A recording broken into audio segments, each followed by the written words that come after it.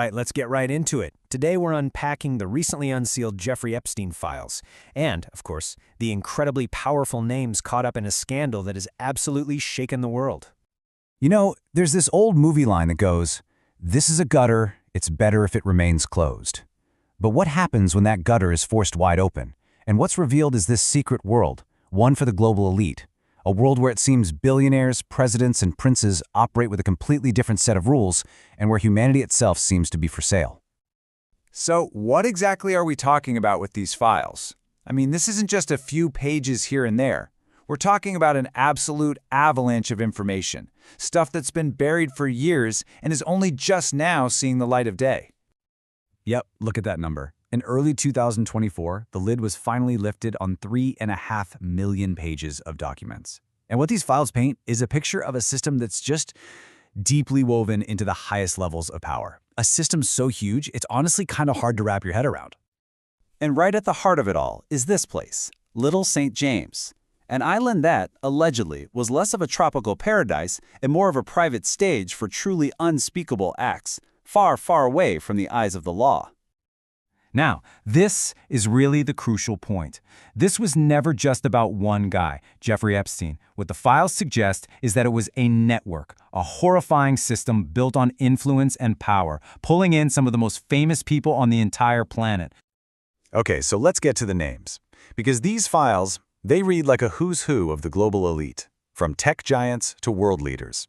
We're going to look at just a few of the most prominent figures and the allegations that have been made against them. First up, Bill Gates. We all know him, the global philanthropist. But Epstein's own email drafts, which were found in these files, they seem to tell a very different story.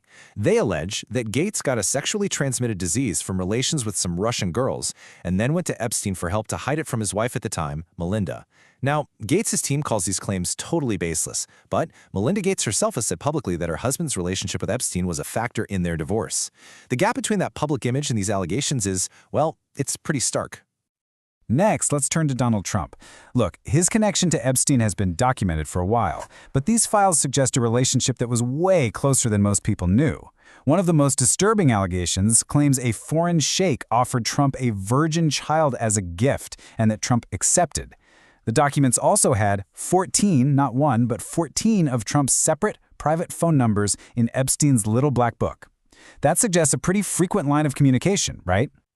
Now, this was probably the most shocking name on the list for a lot of people, Stephen Hawking, the genius who literally unlocked secrets of the cosmos. So, what on earth was he doing there?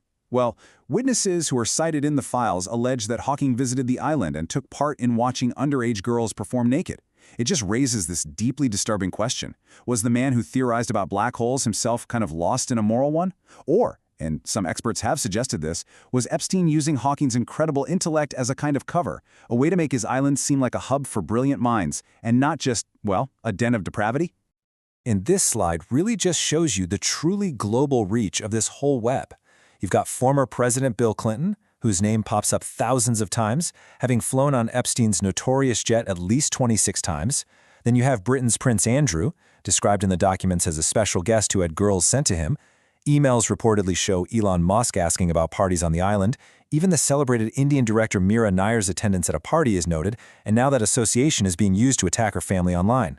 This network wasn't just in one country or one industry, it was international and it was systemic. So, that's the who. But what about the how? I mean, how was this alleged machine of abuse built and kept running for so long, right under the noses of global authorities? The key figure here, at least according to the files, was Ghislaine Maxwell, a woman accused of preying on other women. Her alleged method was this cold, calculated process. First, she'd find vulnerable girls who needed money or a career boost. Then she'd lure them in with all these promises of a better life. The next step was always to arrange a massage for Epstein, which would then escalate, with Maxwell herself often participating in the abuse. And this all brings us to a really central question about the powerful men who went to that island. Were they all just willing participants in this depravity, or was there something else, something darker at play? Well, the files, along with testimony from employees, reveal that Epstein's properties were apparently rigged with secret tunnels and hidden cameras. So the main theory here is that Epstein wasn't just hosting parties, he was creating blackmail. He was recording his powerful guests in very compromising situations to make sure they'd stay silent and cooperative for years to come. I mean, think about that. It's a tool with potentially massive geopolitical influence. All right, so with all of this information now out in public, the world is really asking one thing. Where is the justice? The files might be unsealed, but the fight for any real accountability, that's really just begun. So what's the response been? Basically, a giant wall of denial has gone up. We've heard it all, right? It's just political propaganda. Oh, the photos are AI fakes. I was just photobombed. A really common defense is to just attack the source, to call it all baseless trash from a dead criminal. It's this unified front of just dismissal from all the accused. And so far, what have the actual consequences been? Well, Prince Andrew settled out of court, didn't admit any guilt. Bill Gates' team has just issued denials. Donald Trump has brushed the whole thing off his politics. And yeah, Ghislaine Maxwell is sitting in prison, but she has refused to name any of the powerful men she allegedly provided for. For the biggest names, there's been little to no real legal accountability. And that leaves us with this deeply, deeply unsettling reality. The files might be open for everyone to see, but the full truth and any chance of real justice, it still seems to be buried under these impenetrable layers of wealth, power, and influence. So it leaves us with one final chilling question to think about. When the people at the very, very top of society are implicated in crimes from the absolute bottom of the gutter, what does that say about our system? In a world where it seems money can buy silence and power can erase truth, will justice ever truly be served for the victims?